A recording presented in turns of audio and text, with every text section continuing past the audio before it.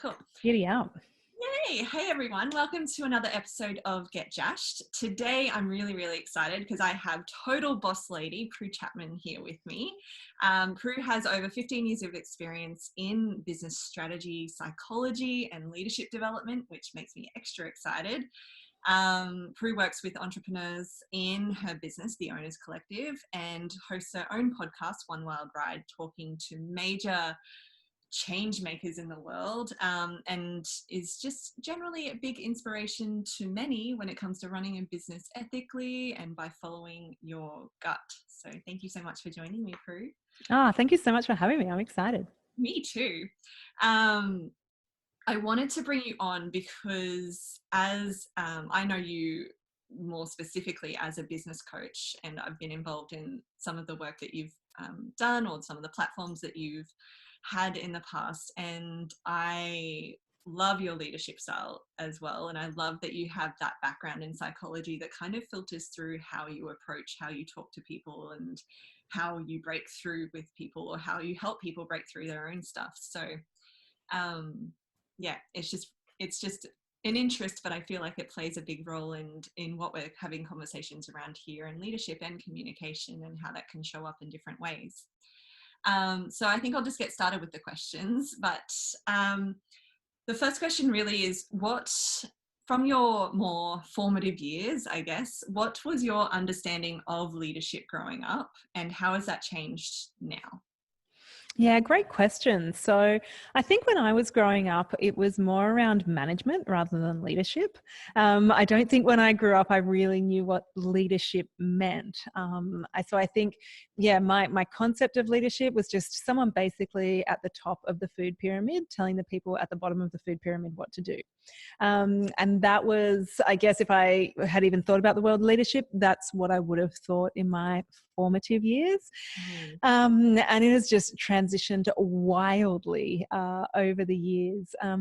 Goodness, from where to start? I think from even some of my first jobs. One of my jobs when I was at university actually was I was a telemarketer for a wine company. So I'm always a little bit kind to telemarketers because I know that they probably don't want to be telemarketers either. They're just paying for their education or something similar. And in that role, I was on the phones and I was trying to sell wine as best I could. And it wasn't the most amazing job, but it was a really incredible company that I worked with. And in particular, I had a boss who was an incredible leader, and the way that she guided us as staff and nurtured us and took care of us and really took an interest in our general well-being, and provided us with support structures and wanted us to be better. Like, she was just so invested in each of us as people, and particularly for me as a person. And I think that's where I started to really see the difference between what was management and what was leadership. And then over the years, as you mentioned, I was in the realm of psychology and then moved into sort of business coaching, business mentoring. It's something that I've learned even to teach along the way, because there's such a huge distinction in the two. And I think with true leadership, people want to be involved in it. True leadership, it's visionary, it's strong, but it is still sensitive at the same time.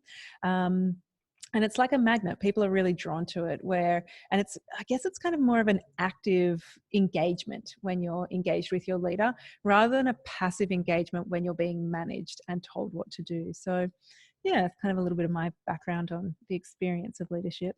Oh, I love that. It really is like, and I see this show up in how I've seen you carry out your work and everything. It really is teaching people. Like, it's a teaching moment rather than a directing moment.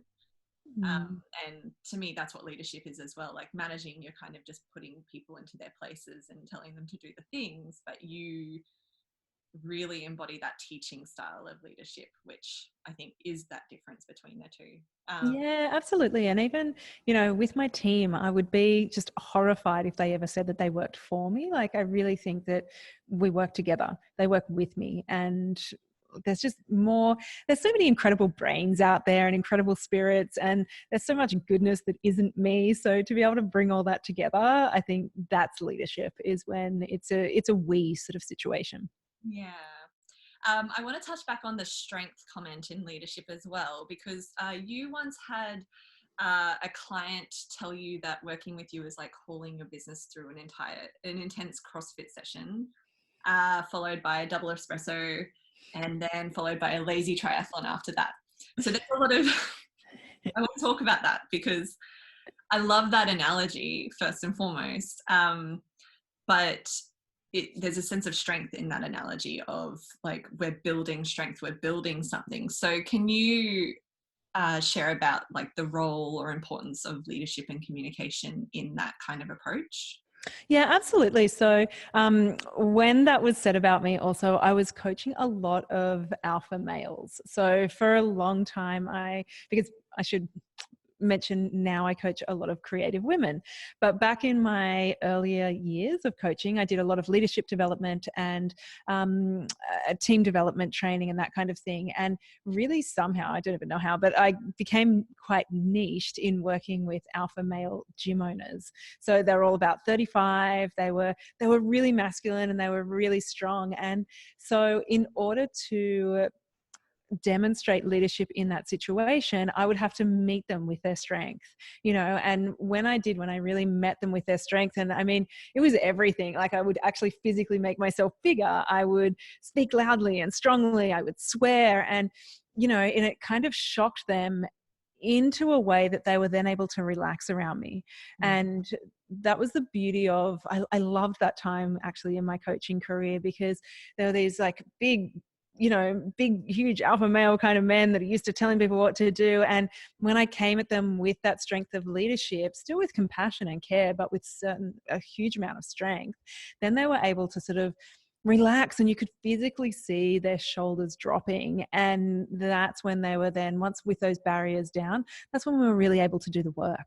We're really able to find out what was, driving them underneath, look at their values and, the stories that they were telling themselves, and, all of the things that make us who we are, yet they'd had this huge facade up for so long. And so really, when that was said about me, that's the role in the situation that I was in, was meeting with strength. But then I think it's just as applicable in a time like today. So, we're in this time of COVID-19 right now, and I still think there's a strength in leadership that needs to be demonstrated for people to be able to trust. And I think, regardless of politics, but I think that our government is doing a really great job of that right now. They're being open, they're being transparent, and they're really firmly stating the way. And they're not being wavered in that. So they're being very realistic about what's going on. And there's strength in that. And that, for leadership, that then allows us to trust them, to relax a little bit, and know that we want to follow. Yeah, so not wavering in your messaging, so being really solid and centered in what that essence of you is. But I also hear in that to lead others, you meet them in their strengths as well, so you can identify other strengths and acknowledge it and almost celebrate it. So Yeah, absolutely. And I think that that's what we're seeing at the moment in this COVID-19 situation, is that Australians are demonstrating amazing leadership, like personal leadership, in that everyone's getting on board, everyone's distancing. And exactly as you say, that's being mirrored. And I think it's being mirrored and it's being recognised as well from our authorities, who are really thanking the Australian public. The Australian public is really thanking our leadership, and we're seeing this really beautiful symbiotic relationship with all of us moving forward to where we want to be. yeah, that's awesome. So in your business, there's a big sense of community-based ethos in how you run business. In your high-end hustlers program, there's a big community there, and in other communities, the little sub-communities that you have as well, there is just that general ethos that you seem to run business in. How does that show up in the difference in how you communicate, or do you see a difference in that communication and how that makes a difference versus not having that element of community and communication in the way that you do? I think it shows up really consistently. So, and the reason that I say that is, I don't really have like the time, the patience, or maybe even the smarts to be anything other than who I am. Like, there's no personal brand around me or anything like that, which there is a lot of in my industry. But I don't have the time of day for it. So it doesn't matter whether I'm showing up in my home life or whether I'm showing up for our high-end hustlers crew, our alumni crew. You know, like you said, we've got a few different communities and then an overall that we work with. It's all exactly the same. And I think in terms of leadership and communication, the easiest thing is to be yourself, you know, and it comes back to that consistency piece around leadership also. So for me personally, I find that it doesn't change. There may be an additional level of softness sometimes, depending on the situation, that I need to be quite conscious to introduce. But through and through, it's largely the same. And I guess I'm a firm believer that I'm not the smartest person in the room ever. And Owners Collective is called Owners Collective for a reason, in that it's a collective of minds. And even within the mentoring programs, I come with leadership because I'm teaching a certain thing there. And that's kind of, you know, the logistics of business, the back end of business.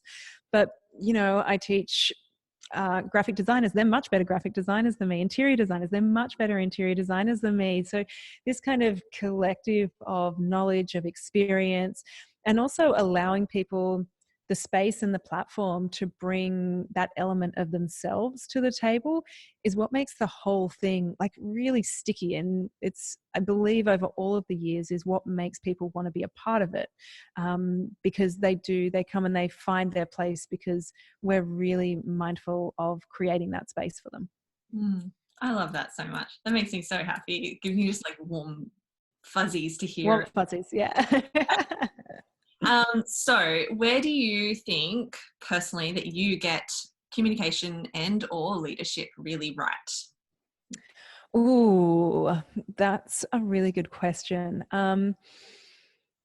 I have to say, I think that leadership is like part nature and part nurture. And so for me, leadership, I think I was born with a certain element of leadership because I was super bossy from like day dot.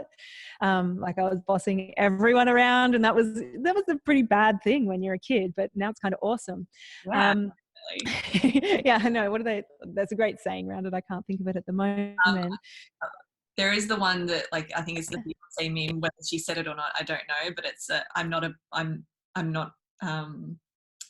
a bitch, I'm the boss, or something like that. Like yeah, or like bossy children become future leaders or something like that.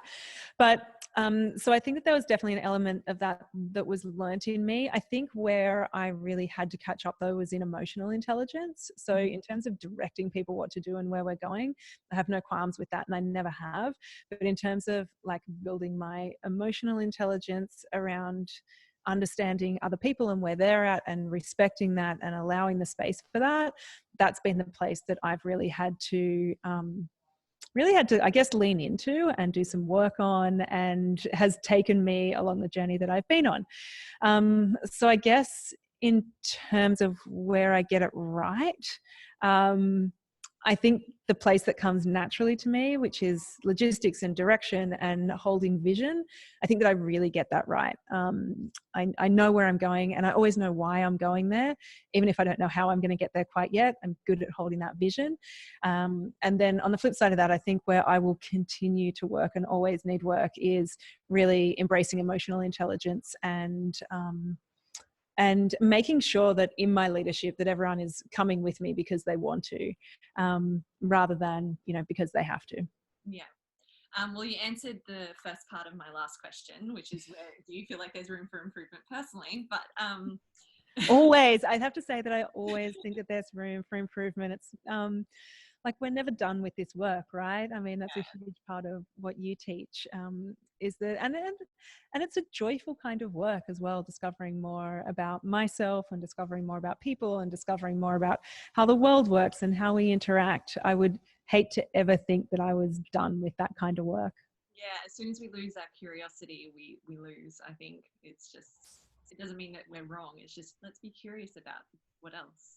Yeah, absolutely. And always, you know, we're constantly being thrown different situations like the one that we're in at the moment at the time of this recording. And that requires a different kind of leadership. And yeah, so there's constantly, I think it's just such a fertile ground. And actually, this time was described to me the other day by someone. It's like, not that we're in a void or we're in a pause, but we're in a very fertile ground for growth right now. And I really believe that. So, yeah, I think constantly learning about leadership and communication and just how to be better, more effective, and more efficient at it as well, I think. Yeah. So one last question then. So where do you feel like there is room for improvement either in your industry or in the world? Oh goodness, that is such a big question. um, I'll start with my industry because that's a really easy one. So I think, I exist in the world of business coaching and mentoring, and I think there is a huge opportunity for more authenticity and transparency in that space. So it's an industry that's largely unregulated. And so there's so many cowboys and cowgirls out there. And if they can have a good looking brand, then that kind of equates to being really good at what they do. And we know that that's just not true. So definitely within my industry, I think a lot more transparency, a lot more honesty. And I think that works because even if people own where they're at, which might be just new to coaching, like that's good too, because there's other business owners out there or individuals that are happy with someone who's newer in that realm of things. So yeah, I think transparency and honesty would be key in my industry. And then the world, I think, I mean, we're so in this time at the moment of COVID, I think we're seeing some really incredible um, shows of leadership. Simultaneously, we're seeing some terrible ones, but for the majority around where we live, Australia, New Zealand, we're seeing some really incredible shows of leadership. And I would love to see that continue. That's an area where I think it is becoming more transparent and we're being trusted with more information. And we can see the result of this. And when instead of it being this dictatorial kind of approach, a top down approach, like it really is this energy of we're all in this together. And this person or people might be charged with leading us, but we're certainly like everyone is affected within the decisions that we make. So I think that there's huge opportunity there. And I definitely think coming out of COVID-19 as we transition into whatever the new normal looks like, there's some really good stuff that's happening at the moment in this realm that I would really like to see transition over. Yeah, awesome. Well, thank you so much for joining me. I love chatting with you all the time. So it's nice to get to talk about this sort of stuff in particular. I really love what you share and really appreciate your time and you coming on. Hopefully, if you have been watching, I'm sure you would have gotten something out of that you can kind of, that little morsel that plants the seed that you can, dig into a little deeper and let grow. So, yeah, so thanks so much for joining me. Thanks so much for having me.